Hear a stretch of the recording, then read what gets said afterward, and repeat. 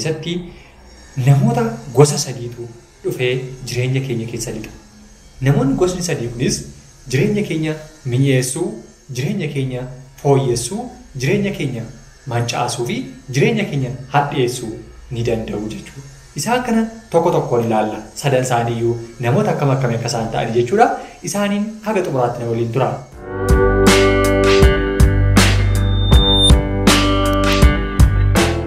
Tokkoffaa gaafa jalqabnu nama akka baala mukaatti jireenya keenya keessatti dhufudha.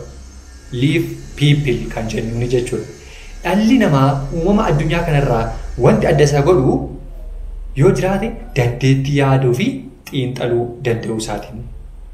Jalqaba dhalli namaa kun osoo wantoonni kamiyyuu hin uumamin waaqayyo gaafa nama uumuyyuu yaadarraa kaaseetu kan inni nama uume waan ta'eef nutis yaadadha jechuudha. Wanti dursa biyya lafaa kanarra jiru. Kanaaf dhalli namaa dandeettii inni qabu inni jalqabaa yaaduutiin kan inni bineensotarraa, biqilootarraa, beelladootarraa fi wantoota biyya lafaa kanarra jiranirraa kan ittiin adda ta'u jechuudha. Kanaaf namni gara jireenya keenya keessaa dhufu inni tokkoffaa nama akka baala mukaa sanaa ta'edha jechuudha. Isaan keessatti gaafa akkas jedhu namoonni kennaa mataa isaaniitiin yookiin jireenya mataa isaanii fooyyeffachuudhaaf jecha gara jireenya keenya kan dhufan jira. Nutis gara jireenya isaanii kan dhufnu jiru jechuudha. Kanneen osoo fageessanii yaaduu danda'anii of jala laalanii hin dhibaayin yookiin immoo dhibaa'uutiin egaa jireenya isaa keessatti namni kamiyyuu haadhaaf abbaa isaa irraa eegalee namoota gara garaa faana wal baraa, walirraa adda ba'aa, wal jaallachaa, wal kabajaa, wal jibbaa, wal lolaa, walitti araaramaadha jechuudha kan inni jiruuf jireenya isaa gaggeeffatu jechuudha. Kanaaf inni dhalli namaa kamiyyuu jireenya akkasii keessa darbuun dirqama isaati jechuudha. Kanaaf namni akka bifa isaa amala garaa garaa qabaachuun isaallee nama shakkisiisu jechuudha. Maaliif namni amala garaa garaa qaba. Inni tokko waa jaallata, inni tokko waa hin jaallatu, inni tokko oduu jaallata, inni tokko immoo callisuu jaallata, inni tokko waca jaallata, inni tokko immoo bakka calleessaa jaallata. Inni tokko waca jaallata, inni tokko immoo sagalee gadi qabee haasa'uu jaallata. Inni tokko hamii jaallata, inni tokko immoo hamii jibba. Kanaaf amaloota adda addaa kana wal keessatti qabateetu jiraata jechuudha namni yookiin biyya lafaa kanarra jiraatu jechuudha. Kanaaf nama akka baala mukaatti nu wajjin ta'u yookiin immoo leaf people kan nuti jennu namoota gosa kana kanneen gara jireenya kee dhufan haala ilaalaniiti.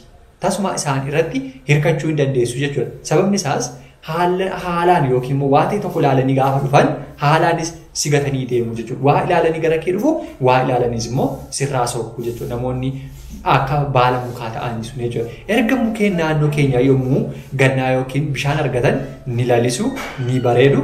Garuu yoo bonni dhufee maal ta'u?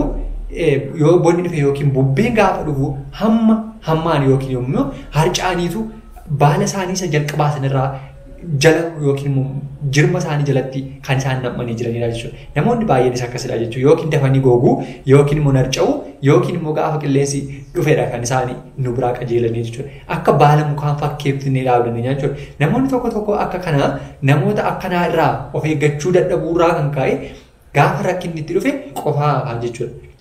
Kanaaf tokko tokkoon keenyas immoo namoota akkamii wajjin deemuu qabna, namoota akkamii wajjin socho'uu qabna, namoota akkamii wajjin jireenya keenya gaggeeffachuu qabna kan jedhullee xiinxallee ilaaluu qabna jechuudha. Kanaaf haalli mijatu si faana jiraatu yeroo si mijachuu jibbu immoo yookiin si mijachuu baatu immoo warreen sirraa achi fagaatanidha jechuudha. Warreen kun namoota akka baala mukaa yookiin leaf people jennaani. Inni lammaffaan nama akka damee mukaati. Damee mukaa yookiin branch piipiliidha jechuudha. Namoonni kun hamma ta'e tokko cimoodha. Garuu of eeggannoo si barbaachisa isaan biratti yeroo jiraatu jechuudha. Yommuu jireenyi garuu malee itti cimee sirraa adda bahuu danda'u waan ta'eef jechuudha. Sababni isaa rakkina cimaa keessatti si faana ta'uu hin danda'an. Isaan illee yeroo murtaa'aadhaaf si faana turuu danda'u garuu yoo haalli itti cimee si dhiisanii akka sokkuu danda'an illee beekuu qabda jechuudha. Kaan immoo damee mukaa irraa ilaaluu dandeenya jechuudha. Hamma ulfaatinni isaa dandeettii isaatti ol ta'utti waan ulfaataa baachuu danda'a. Garuu yoo hamma inni baatu olitti ta'e ni fottoqa yookiin maal ta'a jechuudha ni cabaa jechuudha. Namoonni hedduun isaaniis akkasidha jechuudha. Nutti maxxananiiru nama akka damee mukaadha jenneerraa dameen sun immoo yeroodhaaf baalallee wantoota nuti baannee jirru kana nu gargaaree baachuu danda'a jechuudha.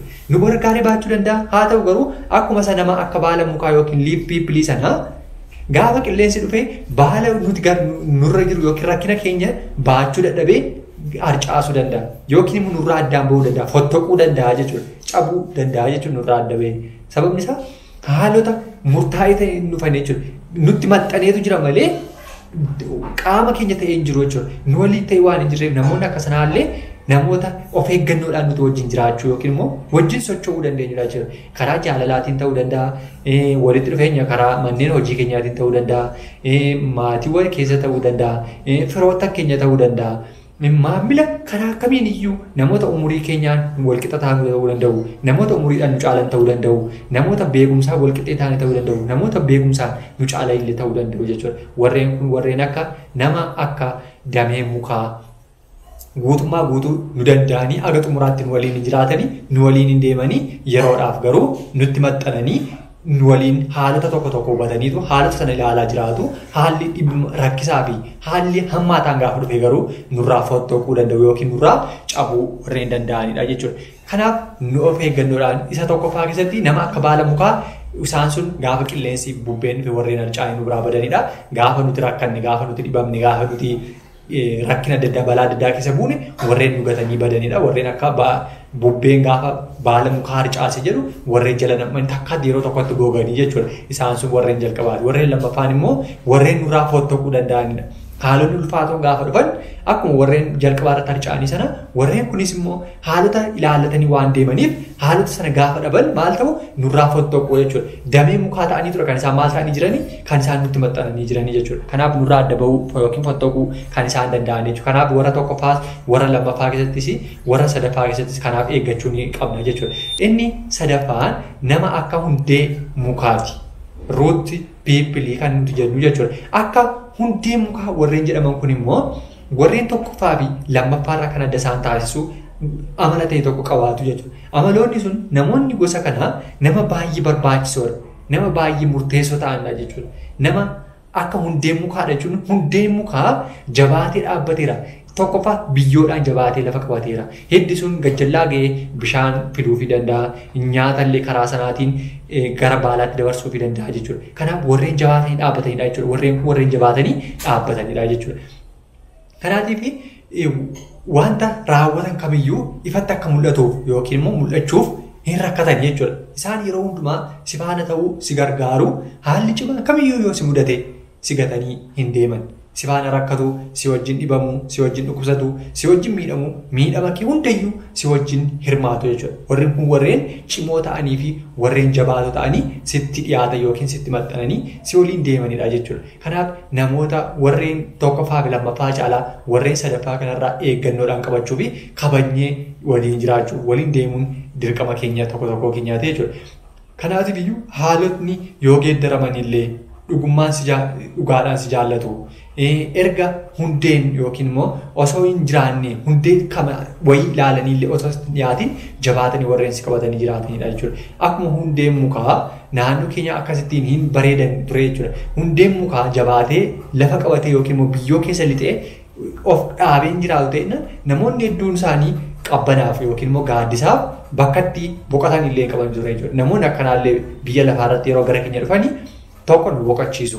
Namoota kaaniif illee bakka jireenyaa ta'uu, bakka gammachuu ta'uu, bakka aara galfii ta'uu, bakka bashannanaallee uumanii warreen jiraachisuu danda'anii fi warreen ofittummaa hin qabnee fi warreen of ta'anii jiraatan, warreen of beekanii jiraatanidha jechuudha warreen kuni. Kanaaf akka hundee mukaa yookiin immoo akka root piippiliitti namoota nu wajjin rakkina keenya hirmaachuu danda'an, gadda keenya hirmaachuu danda'an, bal'ina keenya, quufa keenyas, beela keenyas, guyyaa qilleensi nu raases, guyyaa qilleensi nu raasuu baates, guyyaa balaan kamiyyuu nu mudate nu wajjin dhaabbachuu danda'anii fi nu wajjin rakkachuu danda'anidha jechuudha warreen sadaffaa kun jechuudha. Kanaaf namoonni gara jireenya keenyaa dhufan hundi nu faana turanii jechuudha. Namoota akka hundee mukaa yookiin root piippiliirraa kan hafe namoonni warreen jalqaba akka baala mukaa ni harca'u, warreen akka damee mukaa isaan sun ni harca'u ni fottoqu nurraa jechuudha. Warreen nama akka hundee mukaa ta'e dhaabbatu garuu warreen kun warreen nu wajjin jireenya haga xumuraatti jiraachuu danda'anii fi warreen wajjin socho'uu danda'anidha jechuudha.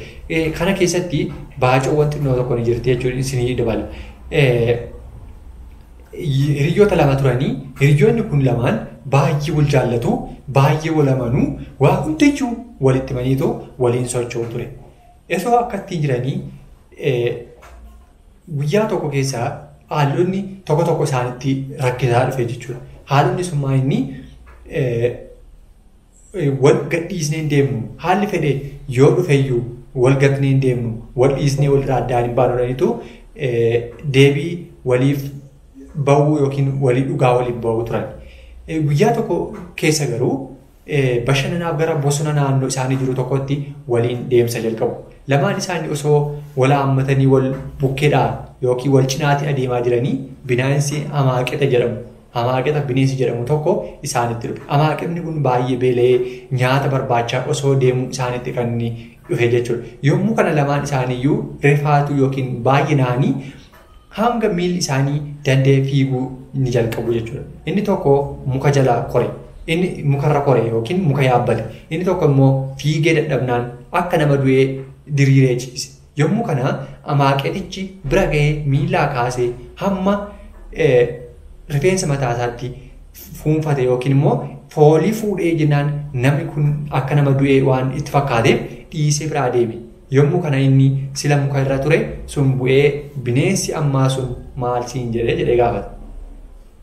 Inni silaa du'aa fakkaatee ciisaa ture yookiin ciisee of bukkee dabarse bineensa kanarraa hafee hiriyaa yeroo rakkoo si gatee dhiyeessuu hin hiriyoonfatiin naan jedhee itti himee jechuudha. Sababni isaa maal jechuu barbaadeetu jalqaba irratti Amaaqexa bineensi jedhamu bineensota kaanirraa adda ta'edha.